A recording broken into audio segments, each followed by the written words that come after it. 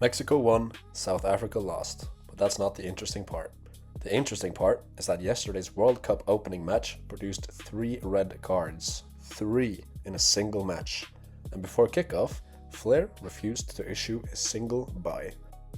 Now we're moving into day 2 of the tournament. Canada versus Bosnia and the US versus Paraguay.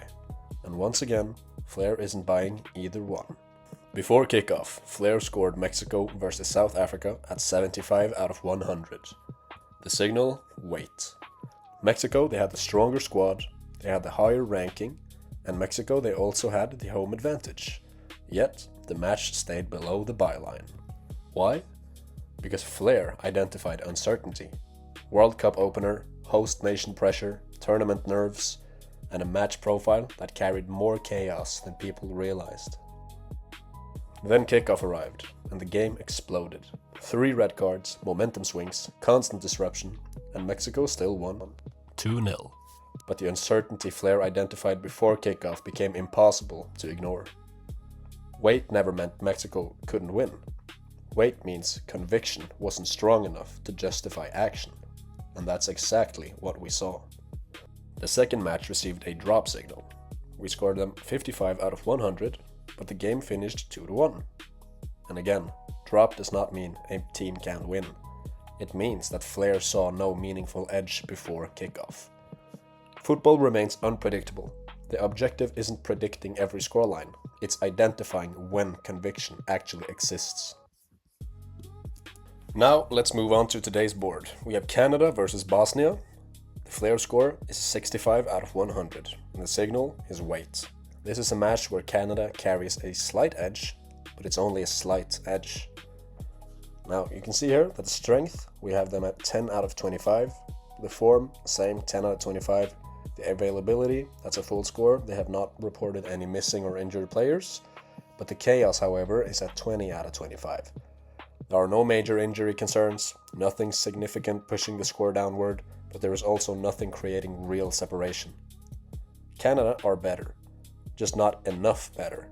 The strength gap isn't large enough, the form gap isn't large enough, and once again, World Cup uncertainty remains elevated.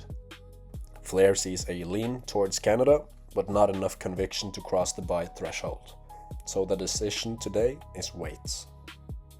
The second match produces an almost identical read, the US versus Paraguay. Same here, the Flair score is 65 out of 100, and the signal here is wait. And the reason, it is almost the same. Strength gap is at 10, form is at 10, the availability is at 25, it's a full score, but the chaos is also 20 out of 25 here. United States enters as the stronger side on paper, but stronger doesn't automatically mean actionable. The separation simply isn't large enough. Paraguay are competitive enough to keep conviction low, and in a World Cup environment, low conviction means wait. Not buy, not drop, just wait. This is actually becoming one of the first major patterns of the tournament. Most matches are not generating buy signals, and that's exactly what Flair is designed to reveal. Most football matches do not create meaningful edges. Most football matches sit somewhere in the middle.